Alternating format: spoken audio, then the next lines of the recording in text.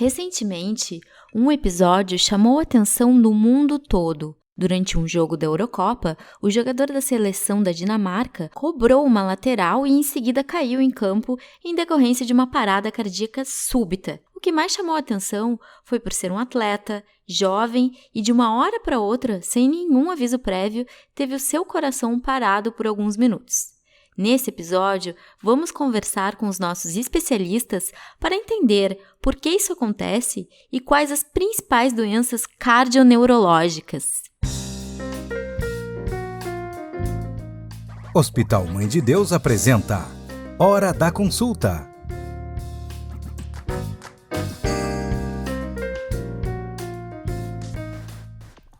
Olá, bem-vindos ao podcast Hora da Consulta, um programa do Hospital Mãe de Deus, criado para levar conhecimento e informações sobre as principais dúvidas dos nossos pacientes e da comunidade em geral.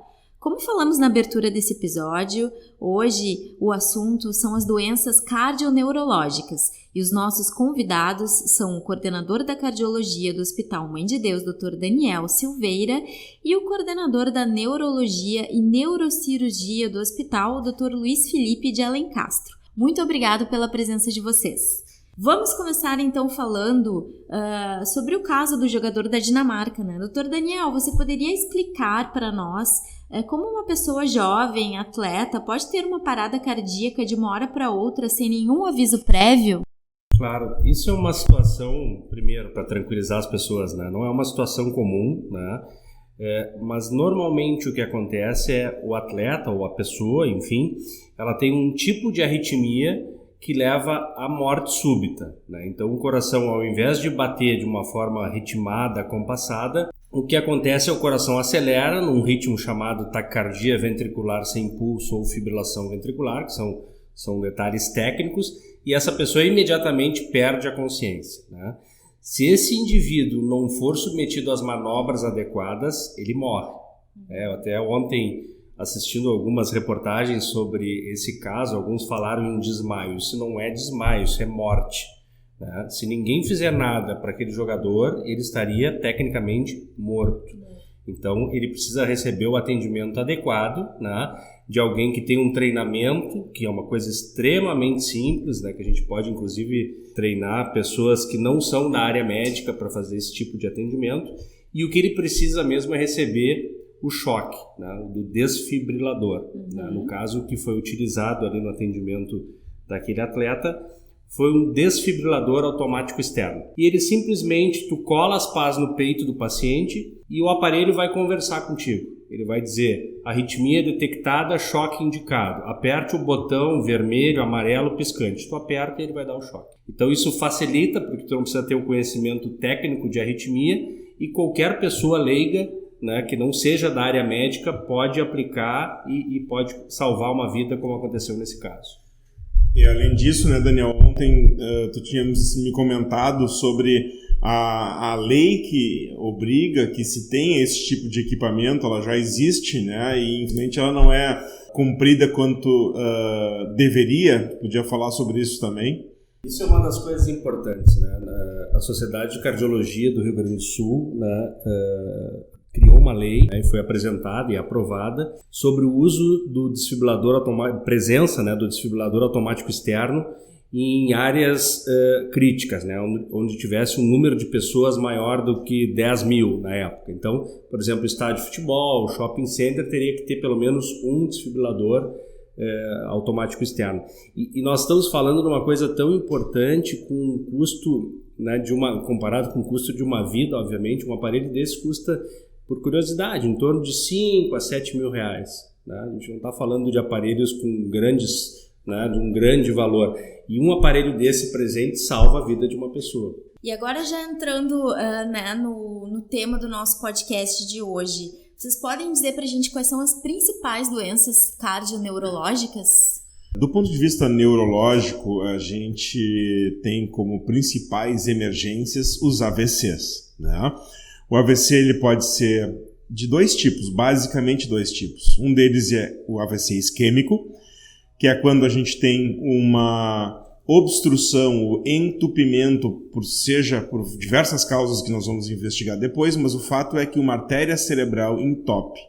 Com isso, uma determinada região do cérebro para de receber sangue, para de receber oxigênio e ela infarta. É o mesmo princípio que existe no coração, só que é no cérebro. Uma zona fica com isquemia, por isso que a gente chama de AVC isquêmico. Se essa artéria não for desobstruída, ou pelo próprio organismo, que às vezes consegue fazer isso, ou pela intervenção do médico, esse paciente pode desenvolver uma sequela definitiva.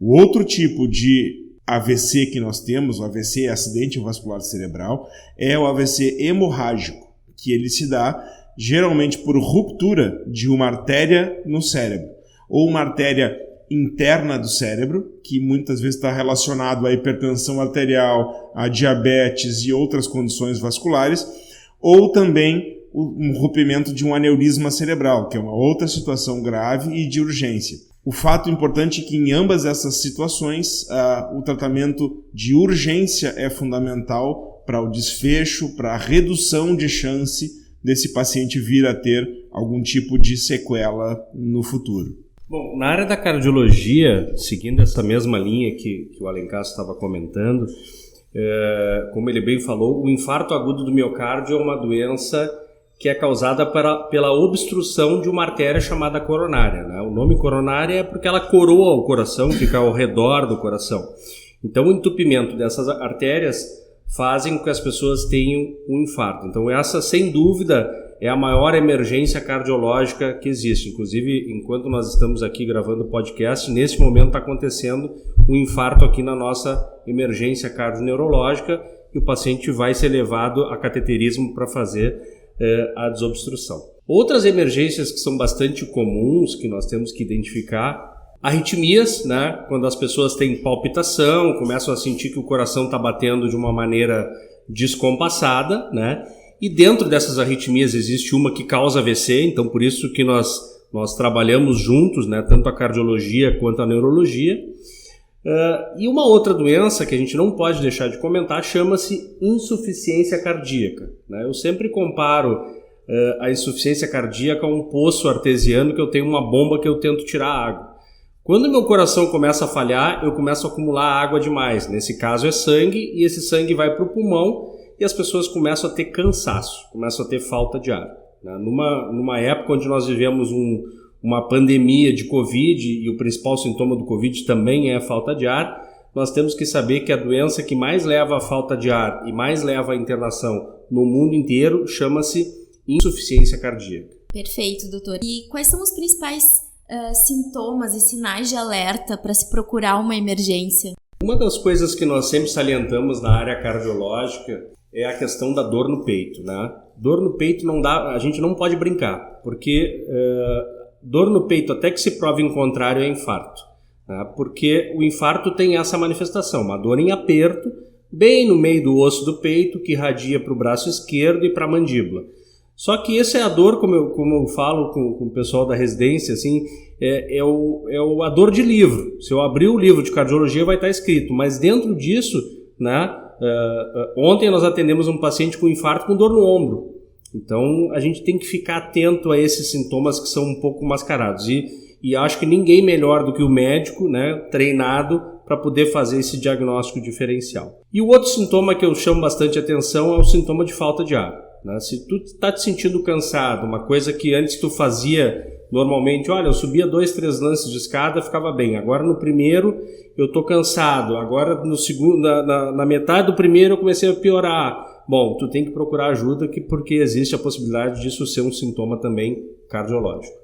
Silvano, já do ponto de vista neurológico, os sinais de alerta de AVC também variam muito, porque dependendo da zona onde ocorreu a isquemia, o entupimento arterial, a manifestação neurológica pode ser bem pequena ou pode ser bem grande. Mas os principais sintomas que nós temos que ficar alertas e trazer a pessoa, o parente ou um amigo para um hospital ou quando ocorreu déficit, piora da força ou de um braço ou de uma perna, ou mesmo o rosto ficou assimétrico, ficou puxando a boca para um lado, isso é um sinal bem característico de AVC. Então, a segunda questão é quando o paciente tem alguma dificuldade de linguagem, ou ele não consegue falar, fica mudo, ou ele fala, mas como se estivesse embriagado, com a fala enrolada, ou quando ele começa a trocar algumas palavras, dar nome errado para os objetos, isso também é um eventual sintoma de AVC agudo. Reduções do nível de consciência. O que é isso? É quando o paciente ou ele perde a consciência, não consegue ser acordado, ou quando ele está mais sonolento, fica com um nível de consciência mais rebaixado, ou seja, a pessoa acorda, mas fica sempre como se estivesse com muito sono. Isso também é um outro sinal. Esses são sinais mais característicos do AVC isquêmico. Existem outros sinais não tão frequentes quanto esses, mas do AVC hemorrágico a gente tem uma situação um pouquinho diferente. Aí sim, a principal característica é a dor de cabeça. Pode vir acompanhada de dano neurológico, de perda de força, esses outros sintomas que eu já comentei, mas a dor de cabeça é um sinal comum. Ou a pessoa não é uma pessoa que tem dor de cabeça comumente e vem a ter uma crise de dor mais importante, e isso chama atenção porque não é padrão dela, ou é uma pessoa, por exemplo, que tem uma enxaqueca crônica, que lhe incomoda regularmente e de repente ela tem uma dor de cabeça com um padrão de apresentação diferente da sua dor de cabeça habitual. Esse também é um sinal de que o paciente tem que vir para o hospital. E um outro sinal também que às vezes não chama tanto a atenção é a alteração visual. Às vezes a pessoa percebe pontos brilhantes ou pontos escuros na sua visão, e isso geralmente é muito negligenciado. Vou esperar, vou descansar, vou deixar o outro dia. Isso pode ser um sinal de AVC. Assim como uma crise de tontura súbita, aguda, numa pessoa que não está acostumada a ter crises, por exemplo, de labirintite, vem ter uma tontura aguda, muitas vezes pode ser uma isquemia do cerebelo, que é uma zona responsável por equilíbrio, né? Ou por coordenação motora. Então isso tem que ficar na mente. E a gente tem visto, né, Daniel, muitas pessoas hoje, por causa da pandemia, não vindo para o hospital, mesmo quando vêm estes sintomas, porque elas acham que pode não ser nada e têm um medo de ir ao hospital por causa da questão do Covid. E esse foi também um dos motivadores para nós criarmos neste momento, mesmo no meio da pandemia, esta emergência cardioneurológica, porque essas doenças continuam existindo com a mesma incidência de que elas sempre existiram, né? Então, se a pessoa perder esse tempo, tanto para o infarto ou para as doenças cardiológicas, que é mais urgencial ainda, mas também para o AVC, que nas primeiras 4 horas ou 6 horas é o melhor momento para nós podermos fazer alguma coisa pelo paciente, esse tempo, se essa janela for perdida, muito maiores as chances de ter um desfecho, de ter um resultado negativo para o paciente. Quando a gente fala em tempo, né, por exemplo, os tempos do infarto são um pouco mais curtos, né? O ideal é que a gente atenda o paciente, de preferência nos primeiros 60 minutos da chegada do hospital, o paciente desobstrua essa artéria através de catéter preferencialmente, né? Mas isso não quer dizer que a gente tem 1 hora para ficar esperando, né? Então a frase da nossa emergência cardioneurológica não é por acaso que é tempo é vida. Porque, por exemplo, no AVC, talvez as pessoas, né, quando leem alguma coisa, pensem, bom, eu tenho 4 horas, 6 horas, então vou tomar um mate, vou esperar mais um pouquinho. Ver se passa. Vou ligar para minha filha para ver se ela larga lá na escola, meu neto, depois passa aqui. Não. Quanto mais rápido tu chegares na emergência, quanto mais rápido tu fores atendido, é um benefício para o teu coração e para o teu cérebro, né? Acho que isso é bem importante ressaltar. Quais são as principais sequelas aí que se tem por perda de tempo, né, de procurar a emergência? Certamente as sequelas neurológicas, elas são menos devastadoras. Elas são muito devastadoras, mas são menos graves que as cardiológicas, porque o Daniel vai comentar, o maior risco é de morte, né? No AVC também existe esse risco, mas no AVC a chance não é tão grande de morte imediata quanto é na parte cardiológica. No AVC é o risco de sequela, basicamente sequelas motoras, que vão desde uma discreta alteração da movimentação, por exemplo, da mão ou da face, até uma perda completa dos movimentos de um lado inteiro do corpo. Mais ou tão relevante quanto isso porque interfere na vida social da pessoa, é a perda da fala. A perda da fala pode ser de dois tipos. Ou a pessoa perde a capacidade de falar, de se expressar, mas ela entende bem o que as pessoas estão dizendo, ou pode ser mais grave, onde a pessoa não consegue nem entender e nem falar. E aí isso provoca, obviamente, um isolamento social dessa pessoa e a qualidade de vida despenca, né? Fica muito ruim. Acho que o Daniel pode comentar das sequelas cardiológicas, e na verdade muitas sequelas cardiológicas vão se representar de forma neurológica também, né? A gente ouviu essa frase várias vezes dos pacientes, né? Doutor, eu prefiro morrer do que ficar sequelado. Verdade. Então, apesar de as doenças cardiológicas, por exemplo, o infarto, existem estatísticas que mostram que de 20 a 30% das pessoas não chegam ao hospital, morrem em casa, né? Sendo que a mortalidade dentro do hospital, se tu conseguiu ser atendido da melhor forma possível, seguindo todas as diretrizes, gira em torno de 4,5%, 5%. Então, assim, primeiro, 30% morre em casa, por atraso em reconhecimento de sintoma, por manifestação. Muitas vezes acontece também a primeira manifestação do infarto ser morte súbita, né? Então, como aconteceu com esse jogador, que óbvio que não foi um infarto, porque um indivíduo jovem, o problema dele era outro. Ontem até veio a notícia que ele já botou um cardiodesfibrilador implantável, né? Que é uma tecnologia que a gente também tem disponível aqui. Sei lá, temos milhares de casos já aqui no hospital com esse dispositivo implantado. Mas eu chamo a atenção que a sequela neurológica, ela é devastadora. A maioria dos pacientes que a gente atende com sequela, assim, olha, não quer dizer que eles vão ficar com uma sequela permanente, incapacitante, como a que aconteceu agudamente. Muitas vezes a fisioterapia, a reabilitação, isso vai fazendo as pessoas terem uma expressiva melhora, né? Mas realmente é uma doença, a doença neurovascular é uma doença que impacta muito a vida do paciente. Existe uma informação interessante que eu li recentemente, Silvana, da área do Daniel, da cardiologia, que em Nova York, logo que começou a pandemia, naquele momento de maior medo, de maior terror, e os hospitais lotados em Nova York, todo mundo viu isso no noticiário, a taxa de morte domiciliar nos Estados Unidos, nem em Nova York, aumentou de 6 a 7 vezes, por causa das pessoas não estarem indo nos sinais precoces de um eventual infarto do miocárdio, não estarem indo ao hospital. Há um tempo atrás eu atendi um colega médico aqui no hospital com um infarto, tá? Daí eu perguntei para ele, mas tu tem sentido algum sintoma? Tem tido dor no peito, né? Isso é a primeira manifestação que tu teve, foi já de infarto e tal, depois de tudo resolvido. E ele disse, Daniel, a gente fica muito burro. Eu comecei a me dar conta que eu estava caminhando 3 quadras para pegar meu carro e começou a me dar dor no peito. Eu comecei a estacionar a 2 quadras para não ter dor no peito. Depois eu comecei a estacionar com 1 quadra para não ter dor no peito. E daí ele me olhou assim, isso é angina, né? Porque a angina é a dor no peito. Eu disse, é óbvio, né? Só que a pessoa vai negligenciando um pouco o sintoma. Sim. Até que chegou no ponto que ele infartou, né? Ele começou com uma angina já crescendo, acelerada, e aí chegou infartado aqui no hospital, mas deu tudo certo, ficou tudo bem. Eu tenho 2 amigos médicos que estavam jogando tênis, e um deles é canhoto.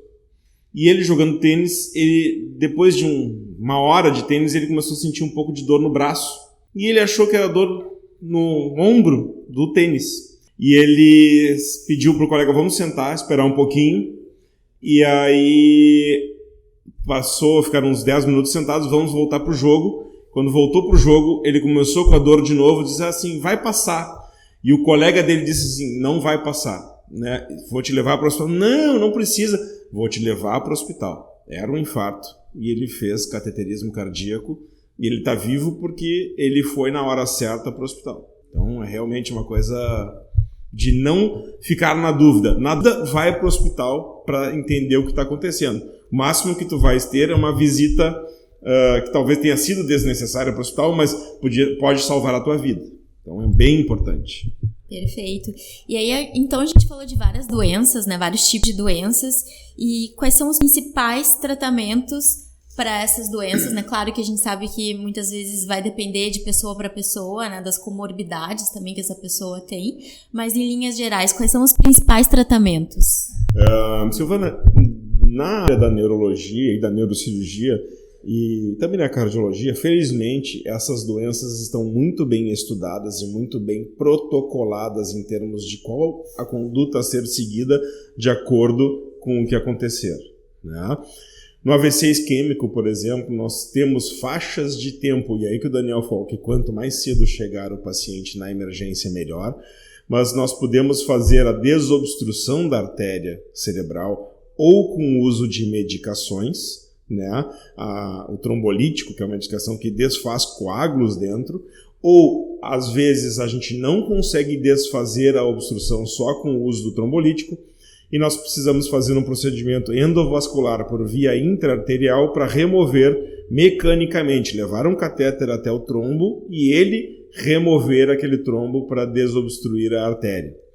Já quando nós temos um AVC hemorrágico, vai variar muito de acordo com o tipo do AVC hemorrágico. Se é um AVC hemorrágico espontâneo, intracerebral, ou nós vamos tratar isso medicamentosamente ou vai ser necessário cirurgia. Agora, se isso foi fruto do sangramento de um aneurisma cerebral, isso vai poder ser tratado também por via endovascular, assim como a gente faz no AVC isquêmico, ou por cirurgia. Isso vai ser decidido através de uma análise multidisciplinar que se decide para aquele caso qual é a técnica melhor. Então, basicamente, AVC isquêmico, trombolítico, endovenoso ou remoção mecânica do trombo, e, no outro lado, o tratamento cirúrgico do AVC hemorrágico. Colaborando com isso, assim, eu acho que a neurologia tem um grau de complexidade maior no diagnóstico do AVC, né? Então, logo quando a gente se formou, não vamos dizer há quanto tempo, né, Felipe? Não. A única ferramenta diagnóstica para o AVC era a tomografia de crânio. E depois se viu que a tomografia, em casos hiperagudos, ela pode ser completamente normal e o paciente está tendo um AVC, né? Então, foram criados protocolos. Hoje em dia, a ressonância é um exame praticamente obrigatório, né, para fazer o diagnóstico da localização do AVC, do tamanho, enfim. Já no infarto, o diagnóstico é extremamente simples, né? Tu precisa de um eletrocardiograma, né, um exame que tu faz em 5 minutos, e uma dosagem de exame de sangue que chama-se enzimas, que pode ajudar. Mas o que eu preciso? Da clínica do paciente e de um eletrocardiograma, né? Então, o diagnóstico é simples. Quando a gente fala de tratamento, daí eu já acho que é outro mundo, né? Não adianta tu ter um infarto agudo do miocárdio, tu procurar um hospital onde tu não tenha, por exemplo, cateterismo 24 horas por dia. Porque tu não tem esse tempo para esperar. Então, até se ninguém infundir essa droga que o Felipe comentou, que é o trombolítico, esse paciente tem um risco de ficar com uma sequela no coração e desenvolver insuficiência cardíaca, aquela doença da falta de ar que eu falei. Então, assim, tu tem que ter o diagnóstico num hospital que tenha condições de fazer um tratamento completo, né? Então, se precisar de uma neurocirurgia, se precisar de uma cirurgia cardíaca, que por uma coisa muito boa, essa parte do cateterismo e das dilatações das artérias do coração, que se chama angioplastia, avançaram muito nos últimos anos. Então, eu me lembro de, 2 ou 3 casos que nós tivemos aqui em 20 anos que o paciente teve que ir para a cirurgia cardíaca direto do infarto porque não tinha o que fazer. Mas a maioria, 98%, 99%, por catéter tu consegue tratar essa fase aguda, né? Então, tu tem essa tecnologia disponível para resolver e diminuir a chance dessa pessoa morrer. E então, falando agora de prevenção, né, evitar que essas doenças aconteçam, o que as pessoas podem fazer no seu dia a dia para prevenir? Eu sempre falo que, na verdade, nós como neurologistas ou como neurocirurgiões, eu sou neurocirurgião, nós atuamos não tanto quanto o cardiologista na prevenção, né? Porque geralmente o neurologista vai ser acionado e vai acompanhar um paciente ou quando ele já teve um evento vascular prévio, uma isquemia cerebral ou uma hemorragia, e aí ele faz segmento para controles de fator de risco, hipertensão, diabetes, outros fatores, mas isso já é uma prevenção secundária, geralmente para o paciente não ter um segundo evento baseado naquele anterior que ele já teve. Ou ele é um paciente considerado vasculopata, com doença vascular de membros inferiores, de membros superiores, e aí isso chama a atenção, de repente, de um cirurgião vascular, e ele pede já o acompanhamento de um neurologista para ver outros fatores que possam trazer esse paciente a um AVC isquêmico. Então, eu passo isso para o Daniel porque, na maior parte das vezes, a prevenção de uma isquemia cerebral ou de uma hemorragia cerebral passa por um bom acompanhamento cardiológico, porque é ali que ele vai ver se ele está tendo arritmias, se ele está tendo uma propensão para um infarto, porque o infarto é uma das principais causas também de sequelas neurológicas, ou se ele está tendo hipertensão arterial não controlada, que é talvez um dos principais indutores de um AVC isquêmico, a hipertensão não tratada. Então, o que a gente sempre diz que a melhor prevenção de um AVC é ter o acompanhamento com um cardiologista regularmente. Existem o que nós chamamos na cardiologia, na medicina vascular, enfim, que chama-se fatores de risco, né? Que são fatores de risco bem conhecidos, bem clássicos, como, por exemplo, tabagismo, né? Pressão alta sem controle, diabetes sem controle, sedentarismo, o colesterol aumentado, né? São fatores bem conhecidos, a ingesta excessiva de álcool, tudo isso pode aumentar a chance de doença cardiovascular. O que eu tento falar para os pacientes no consultório é assim, infelizmente eu não tenho um scanner para te detectar do fio do cabelo até o dedão do pé para dizer assim, vai ter ou não vai ter. Ainda. Mas a gente tem boas ferramentas, né, com dosagens sanguíneas, exames de imagem, né, para poder prever, dizer assim, tu está numa faixa de risco. Vamos corrigir isso, para de fumar, vamos controlar melhor teu diabetes, vamos usar uma medicação melhor para tentar diminuir a chance disso acontecer. Claro que existem fatores genéticos, isso não tem como a gente mudar. Então, às vezes, o paciente fazendo tudo isso, né, ele mesmo assim pode desenvolver o evento, né? Outra coisa, né, Felipe, não desencorajando, bem ao contrário, mas assim, a gente vê na prática do dia a dia as pessoas fazendo atividade física e aí, se eu faço exercício, então eu não vou ter nada. Não é um alvará de soltura, entendeu? Tu fazer atividade física ou tu tá no peso adequado. Porque se esse indivíduo não fizer a dosagem de colesterol, não avaliar se ele tem aterosclerose, se ele fuma, tu pode ser maratonista, tu vai infartar igual. Né? E isso é interessante, falando, nós dois já fomos futebolistas, jogamos final de semana. E bem. Essa parte eu já não digo, não corroboro tanto. Mas a gente ouve pacientes falando, não, mas eu faço atividade física. O que tu faz? Não, eu jogo futebol aos sábados e domingos. E o Daniel pode comentar melhor, que é justamente esse um dos caras que mais tem risco de fazer um evento, porque ele é sedentário, ele passa a semana inteira sentado, ele está acima do peso, e aí ele vai fazer um esforço de alto impacto, de alta exigência miocárdica no final de semana. E aí sim ele pode ter um evento cardiológico. Não é incomum, né? A gente vê gente infartando aí durante uma partida de futebol recreativa, assim, brincando, né? Porque na verdade os outros fatores ele acaba também não cuidando. Além de não fazer, a American Heart orienta 30 minutos de atividade aeróbica 5 vezes por semana, para diminuir chances de doença cardiovascular. E não um futebol de 1 hora sábado, né? E recentemente, então, o Hospital Mãe de Deus inaugurou uma emergência cardioneurológica, né? Vocês poderiam explicar aí para quem está nos escutando como funciona essa emergência? A gente já explicou, né? Acho que ficou bem claro isso, que o tempo ele é fundamental para atender um paciente com uma doença circulatória aguda, né? Ou um AVC ou um infarto. Então, pensando nisso, nós decidimos criar um atendimento cardioneurológico onde o paciente seja atendido imediatamente.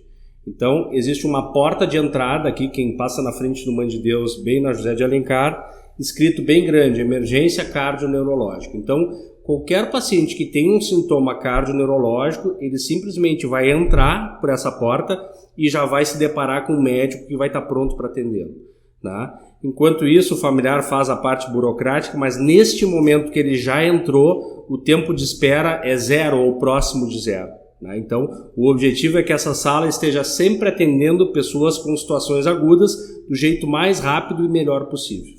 Na verdade, Silvana, essa ideia criada aqui no hospital, é justamente porque nós entendemos que, em razão dessa questão da necessidade de dar menor tempo de atendimento, entre a chegada e o atendimento, é que esse paciente cardioneurológico ele não pode seguir o mesmo fluxo via emergência do paciente que está com tosse, ou que está com dor abdominal, ou que está com algum outro tipo de queixa, que, claro, é importante, e por isso a emergência geral, que a gente chama de emergência geral, segue operando, mas é tamanha a necessidade de diferenciação desse atendimento que o paciente tem uma porta exclusiva para justamente chamar a atenção que ali o atendimento é imediato cardioneurológico. Então ele não precisa entrar pela emergência geral, fazer uma triagem, depois ser atendido pelo clínico, que é muito importante também, e o clínico também vai identificar essas situações. Às vezes não é tão clara, não é tão óbvia, ele vai encaminhar para cardioneuro. Mas aquele paciente que tem esses sintomas que eu e o Daniel descrevemos, ele já vai direto para a sala de cardioneuro. A própria equipe da recepção, caso o paciente venha na porta errada, ela vai direcionar, porque ele vai ter que a gente chama de fast track, ele vai ter um atendimento rápido. E não é só o primeiro atendimento. Tudo dali para frente foi remodelado para que esse paciente possa fazer os exames de sangue com resultado mais rápido, ele vai fazer, vai chegar mais rápido numa angiografia ou fazer um cateterismo, ele vai fazer mais rapidamente a tomo ou a ressonância. Tudo é acelerado, que nem a gente apertar na tecla do FF, aquela do fast forward. WhatsApp agora vezes 2. WhatsApp vezes 2. A gente acelera todos os processos. Todo mundo sabe que ali não tem esperar, não tem burocracia, tem que ser tudo mais rápido.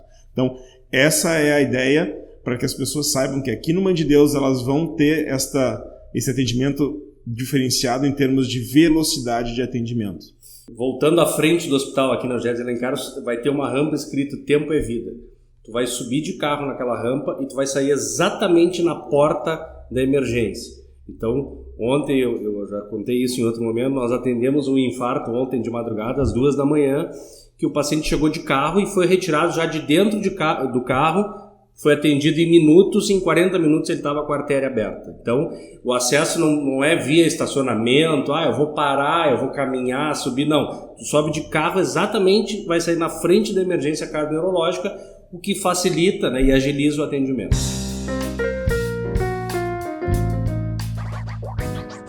Hora da prescrição.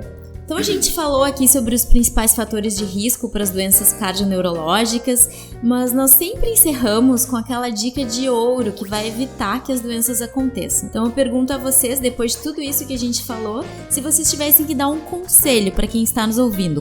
Eu acho que o que resume essa questão toda que nós estamos conversando e o conceito justamente da emergência cardioneurológica é que tempo é vida.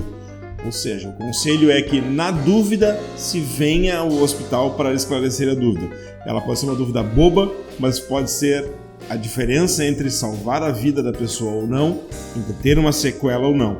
E a segunda coisa é que não tenham medo, por questão do Covid, de vir à emergência, porque os fluxos de atendimento são completamente separados.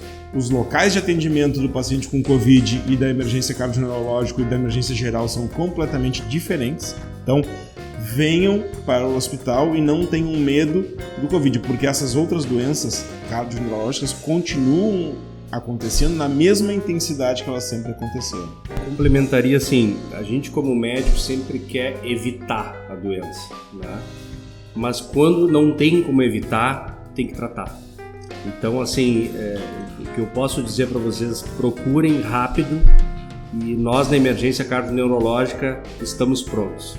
Perfeito, com essa mensagem, então, de que tempo é vida, nós encerramos mais uma edição do podcast Hora da Consulta, um programa do Hospital Mãe de Deus, criado para levar conhecimento e informações sobre as principais dúvidas dos nossos pacientes e da comunidade em geral. Acompanhem nossas redes sociais e fiquem atentos para o próximo programa.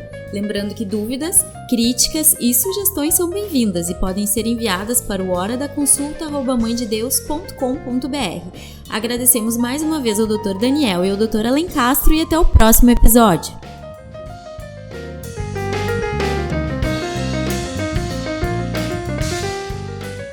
Você ouviu Hora da Consulta. Oferecido por Hospital Mãe de Deus.